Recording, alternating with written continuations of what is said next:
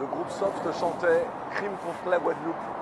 Et on a le sentiment qu'aujourd'hui, il y a un véritable crime contre les Antilles et que personne ne fait rien. Il est à deux niveaux ce crime.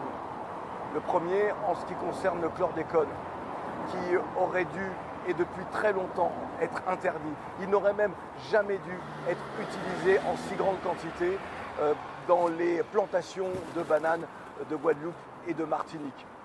Aujourd'hui, nous savons que les sols sont empoisonnés, les nappes phréatiques donc.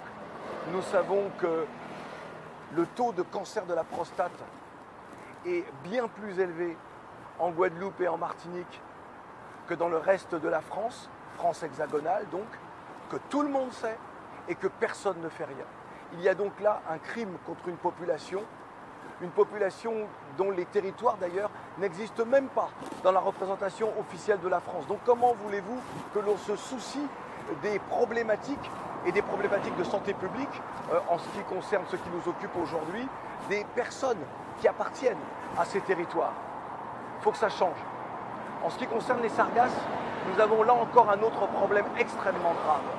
On voudrait nous faire croire que l'on est impuissant face à ce phénomène dit naturel et pas si naturel que cela. Alors qu'il y a des solutions.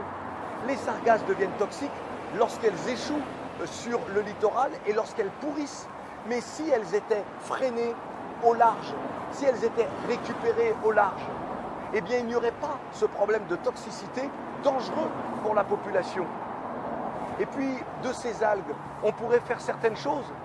Je vous en parle avec une certaine assurance car j'ai rencontré un responsable d'une société française avec qui j'ai discuté et qui est en train, en tout cas la société est en train d'élaborer une solution pour les sargasses. Certains sont déjà au courant de cette solution-là et pourtant, rien n'est fait, en tout cas rien n'est annoncé à la population, aux populations de Guadeloupe, Martinique, de tout l'arc antillais d'ailleurs, auprès de qui il faudrait communiquer pour à la fois rassurer et dire que l'État s'apprête à faire quelque chose, fait déjà quelque chose, et qu'il y aura des solutions dans un avenir très proche.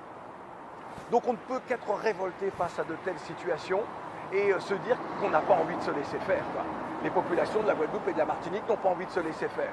Alors j'ai envie de vous dire à toutes et à tous, c'est le moment de se lever et c'est le moment de faire quelque chose pour l'avenir de nos territoires, pour l'avenir de nos populations. Si l'État français ne fait rien pour régler ce qui aujourd'hui relève d'une problématique extrêmement grave de santé publique parce qu'on ne laissera pas mourir la population de Guadeloupe, la population de la Martinique, la population du littoral guyanais.